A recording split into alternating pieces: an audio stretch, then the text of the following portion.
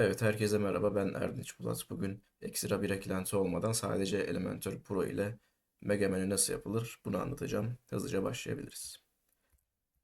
Şimdi panelimize geldik. Sol taraftan eklentiler alanına gelelim ve ihtiyacım olan iki eklenti neydi? Elementor ve Elementor Pro. İkisinin de yüklü ve etkin olduğundan emin oluyorum. Jack Elementor Kit'in bu konuyla hiçbir alakası yok. Bunu görmezden gelebiliriz. Sonrasında Elementor'a gelip ayarlar kısmına gelelim ve özelliklerin altında menü seçeneği var. Bu menü seçeneği sizde varsayılan olarak gözükecek muhtemelen. Bu varsayılanı etkin olarak ayarlayalım ve hemen değişiklikleri kaydedelim.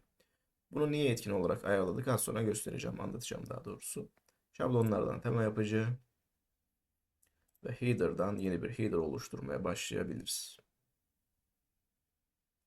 Header alanım açıldı. Ben 3 alana sahip olan bir header yapmak istiyorum. Bu 3 alandan her birinin isimlerini de verelim. Sol tarafta logomuz olsun. Ortada tabii ki menümüz olacak ve sağ tarafta da butonumuz olsun. Bu container'ın, bu header'ın genişliğini 1140 değil de 1440 yapabiliriz. Biraz daha geniş olsun. Evet. Şimdi logo container'ımı seçtim. İçerisine bir adet görsel ekledim ve daha önce belirlemiş olduğum müthiş logomu buraya yerleştiriyorum. Bu logonun genişliğini 40 yapayım. %40 olsun ve sol tarafa yaslayalım. Container'ı da dikey bir şekilde ortalayalım. Evet. Şimdi menüye geçmeden önce de hızlı bir şekilde butonumu da ekleyeyim. Sonrasında menüye geçelim. Butona geldim. Yine içerisine biraz düğüm ekledim. Butonum gayet şık gözüküyor. Sadece ismini değiştireyim. Gayet sofistike bir tasarıma sahip. Teklif al diyelim. Diyemedim. Dedim. Teklif al olsun ve bu logo sağ tarafa yaslansın. Ve konteynerı da dikey bir şekilde ortalayalım. Müthiş. Şimdi menü alanına geldim. Menü konteynerini seçtim. Mega menüyü nasıl oluşturacağız? Menü konteynerini seçtim. Öğe ekle diyorum ve widget ara kısmına menü yazıyorum. Menüye yazdığım takdirde burada yeni bir widget çıktı menü şeklinde. Bu widget nasıl çıktı? Niye çıktı? Çünkü az önce ayarlardan menü seçeneğini aktifleştirdiğimiz için çıktı. O menü seçeneğini aktifleştirmeseydik, etkinleştirmeseydik bu çıkmayacaktı. O yüzden bunu hemen buraya ekledim ve yatay bir şekilde ortaladım. Tabii ki unutmadan konteynerı da dikey bir şekilde ortalayalım. Şimdi menü elemanlarımı oluşturmaya başlayabilirim. İlk elemanım, ilk item ana sayfa olsun. Tabii ki linkini vermeyi unutmayalım. Linkleri burada manuel olarak vermemiz gerekiyor. İkincisi hakkımızda olsun. Üçüncüsü hizmetlerimiz olsun. 4 ve 5'i de ekleyelim. Güzel gözüksün. 4 blok. 5'te tabii ki iletişim. Şimdi hangisini mega menü yapalım ve nasıl yapalım? Hizmetlerimizi mega menü yapmak istiyorum. Hizmetlerimi seçtim. Linkini vermeyi unutmadım ve hemen altında bulunan drop down content seçeneğini aktifleştiriyorum. Bunu aktifleştirdiğimde bakın hizmetlerimizin yanında bir adet drop down ikon geldi. Kapattım gitti ikon. Açtım ikonum geldi. Bu ikona tıkladığımda bakın yeni bir alan oluştu ve bu alanı istediğim şekilde mega menümü oluşturabileceğim. Müthiş bir Türkçe ile. Hangisiydi? Ana sayfa hakkımızda hizmetlerimiz 3. itemim, yani buradaki 3. itemime de ben mega menü adını vermek istiyorum ki burayı daha rahat bulmak için, daha kolay erişebilmek için sonradan unutmayalım diye. Bu mega menüyü seçtim. Bakın bu alan seçildi. İçerisine bir adet konteyner ekleyelim. Hatta ondan önce mega menünün arka planı beyaz olmasın. Arka planı daha koyu bir renk, siyaha yakın bir renk seçelim. Ve konteynerin içerisine bir adet başlık ekleyelim. Bu başlığın adını da web tasarım olarak belirtebilirim. Gözükmüyor çünkü rengi muhtemelen aynı. Bu yüzden rengimizi beyaz yaptığımızda evet. Rengimizi beyaz yaptık. Boyutunu 24 piksel yaptık ve bunun altına bir adet simge listesi eklemek istiyorum. Bu listeye de alt başlıklarımı web tasarım hizmetimin altında bulunan hizmetler ekleyebilirim. Kurumsal web tasarım diyelim. Teker teker yazmayacağım. Teker teker simge belirlemeyeceğim. Buraya bir adet laptop simgesi ekleyelim ve Simgeyi özelleştirelim. 14 genişliğinde olmasında 30 piksel olsun ve rengi de turuncu olabilir. Metimizin rengi de tabii ki beyaz olacak ve boyutu da 16 piksel olsun. Şimdi bunu 2 adet çoğalttım ve aralarındaki boşluğu da 12 piksel yaptım. Evet. Şimdi bu aynı konteynerdan 4 adet daha oluşturacağım. Pardon, 3 adet daha oluşturacağım. Toplam 4 adet olacak. Ama bunu yapmadan önce uyumluluklarına bakalım. Çünkü sonrasında teker kopyala yapıştır yapmamıza hiç gerek yok. Bu alanlara takılmadan tabletteki başlığımın genişliği 24 olmasın. 20 olsun. Ve buradaki metnim de 14 olsun.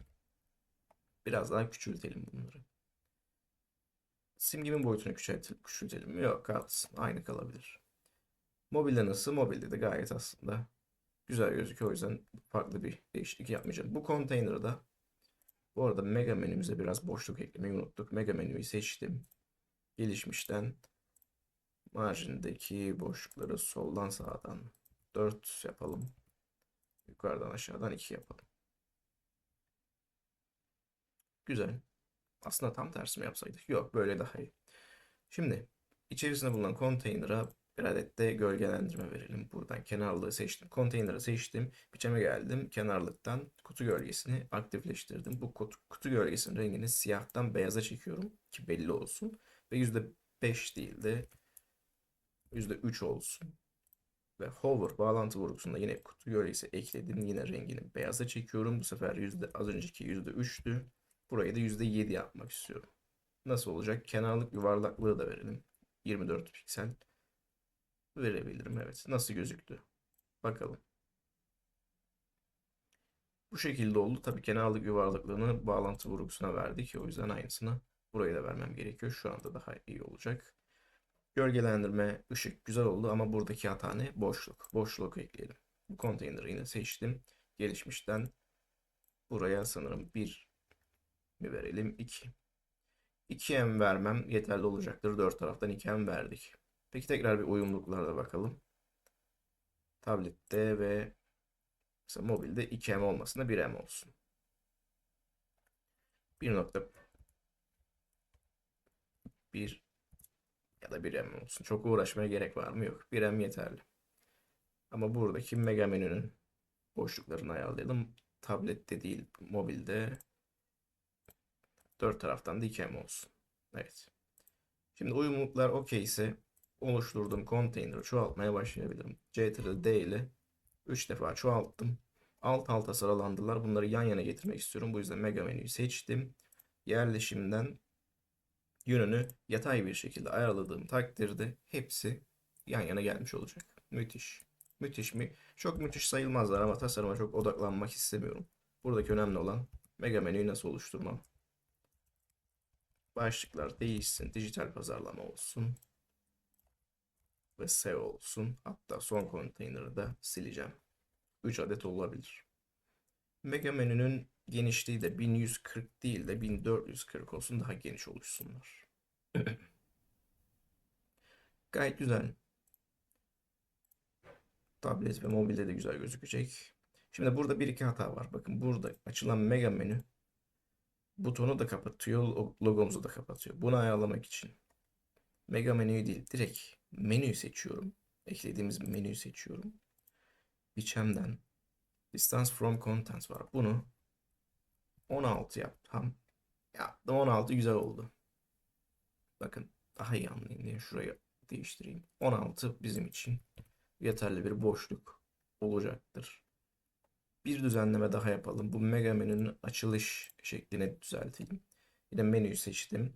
İçerikten aşağı kaydırdığımda drop down efekt var. Burada open on hover olmasında, yani üzerine gelindiğinde açılmasın ama tıkladığım zaman, klik olduğu zaman açılsın ve animasyonu da fade in olsun. 500 milisaniye fade in bir şekilde gelecek. Şimdi tıkladığımda 500 milisaniye ve fade in şekilde daha hoş bir görüntüyle mega menümüz geliyor. Bizim için şu an daha yeterli. Başka bir değiştirmem gereken unsur var mı baktığımda yok gözüküyor. Uyumluluklarına bakalım. Tablette Menümüz ortada, butonumuz sağda oldu. Bunu değiştirelim. Menümüz sonda olsun, buton hemen solunda olsun, ortada olsun. Bunu da menünün bulunduğu konteynerı seçiyorum. Gelişmiş sekmesinden sırasını sona alıyorum. Ve bakın sona geldi. Buton ortalandı, ortaya geldi, menü sona geldi. Yine yerleşimden bunun genişliğini, menünün bulunduğu konteynerin genişliğini %10 yapsam benim için yeterlidir. Geriye kalan %40'lık genişliği de butona verelim. 25 artı 40, 65. Logomuz küçük kaldı. Logoyu genişletelim. %40 vermişiz. Bunu 60 yapabilirim. Daha hoş. Buradaki buton garip gözüküyor. Buradaki butonu özelleştirelim. Menüyü seçtim. Biçeme geldim. Aşağı kaydırdım ve menü toggle var.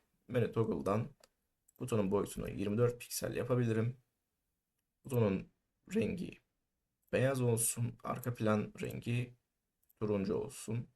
Ve border radius vererek bunu oval bir hale alalım.